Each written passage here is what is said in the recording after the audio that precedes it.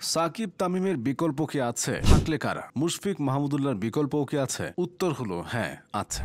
বাংলাদেশ ক্রিকেটে পঞ্চপাণ্ডবের বিকল্প কারা তা দেখে নেন। শুরু করা যাক ওপেনিং পজিশনে তামিম ইকবালের বিকল্প দিয়ে। প্রথম নামটা তানজিদ তামিম। অনেকে তাকে ছোট তামিম নামেও ডাকে। সচিনের জায়গায় ভারত যেমন কোহলিকে পেয়েছে, ড্যাশিং ওপেনার তামিম ইকবালের জায়গায় বাংলাদেশ তেমনই তানজিদ তামিমকে পেয়েছে। সম্প্রতি তামিমের কাছ থেকে তিনি ব্যাট উপহার পেয়েছেন। গণমাধ্যমে বলেছেন, যখনই সুযোগ পায় তামিম ভাইয়ের সঙ্গে কথা বলে, ওনার সাথে কথা বললে ভালো লাগে, আত্মবিশ্বাস বাড়ে। তামিম ভাইকে বলেছি সিএ কোম্পানিকে যাতে উনি একটু বলে দেয় এই ব্যাটের মতো একটা ব্যাট পাঠাতে। দারুণ এক বিপিএল আসর কাটিয়েছেন তানজিদ তামিম। 44 গড়ে রান করেছেন 485। দল ফাইনালে গেলে ছুঁয়ে ফেলতে পারতেন এক বিপিএলে 500 রানের মাইল ফলকও। পুরো বিপিএল জুড়ে তানজিদ তামিম দারুণ শট, বুদ্ধিদীপ্ত ব্যাটিংয়ে মাতিয়ে রেখেছিলেন দর্শকদের। তিনি একাই 36টি ছক্কা হাঁকিয়েছেন, যা রেকর্ড। তামিমের বিকল্প হিসেবে আছে আরও এক প্রতিভাবান ওপেনার, নাম পারভেজ হাসান ইমন। চ্যাম্পিয়ন্স ট্রফিতে তিনি হতে পারেন বাংলাদেশের ট্রাম্প কার্ড। ইমন এমন একজন ব্যাটসম্যান যিনি দলকে উড়ন্ত সূচনা এনে দিতে পারেন। আগ্রাসী ব্যাটিংয়ে তার জুড়ি মেলা ভার। টি-20 ক্রিকেটে তিনি নিজের সামর্থ্য প্রমাণ করছেন। আছেন জাতীয় দলের সাথে। ওয়ানডে অভিষেক না হলেও চ্যাম্পিয়ন্স ট্রফির দলে তাকে রাখা হয়েছে।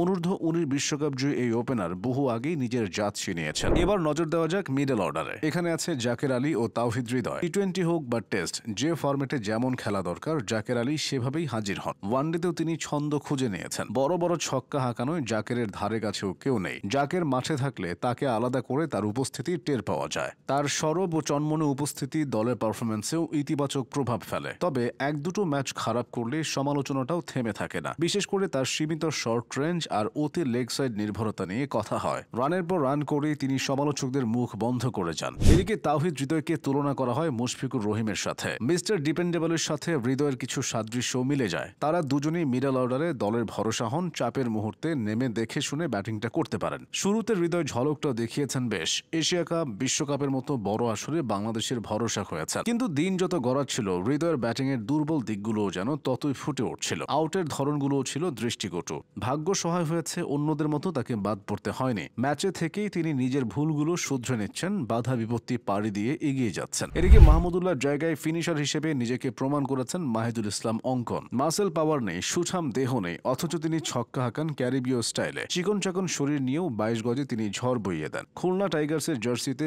এই বিপিএলে অঙ্কন ব্যাট করেছেন 180-র বেশি স্ট্রাইক রেটে। তার থেকে বেশি বল খেলে এত স্ট্রাইক রেট নিয়ে ব্যাটিং করতে পারেনি অন্য কোনো ব্যাটসম্যান। শুধু ধুন্দুমার ব্যাটিং নয়, পরিস্থিতির দাবি মিটিয়ে তিনি ধীরে সুস্থেও ব্যাটিং করতে পারেন। অঙ্কনের ব্যাটিংয়ের সবচেয়ে বড় বৈশিষ্ট্যও এটাই। ব্যাটিংয়ের পাশাপাশি তিনি উইকেটের পেছনে গ্লাভস হাতেও বেশ চতুর। ব্যাট হাতে আরেক ফিনিশারের নাম শামীম পাটোয়ারি। শামীম যে ধরনের ব্যাট করেন বাংলাদেশে তিনি সেটার সূচনা করেছেন। রিভার্স সুইপ, স্কুপ, ফুল, হুক, ভয়রহীন ক্রিকেটটা তার ভেতর মিশে আছে। কিন্তু সফলতার জন্য ধারাবাহিকতাটাও বড় একটা বিষয়। শামীম শুরুতে ছিলেন অধারাবাহিক, জাতীয় দলে এসেছিলেন আবার বাদও পড়েছিলেন। অনেকে ধরে নিয়েছিলেন অন্যদের মতো তিনিও হারিয়ে যাবেন। শামীম সেই ধারণাকে ভুল প্রমাণ করেছেন, ফিরেছেন কয়েক গুণ শক্তিশালী হয়ে। এদিকে সাকিব আল হাসানের বিকল্প বের করা সহজ কোনো কাজ নয়। তবে শেখ মাহিদি হতে পারেন সাকিবের যোগ্য বিকল্প। কিন্তু এই জন্য পাড়ি দিতে হবে লম্বা পথ। এভাবে বাংলাদেশ ক্রিকেট থেকে দূর হতে পারে পঞ্চপাণ্ডবের অভাব।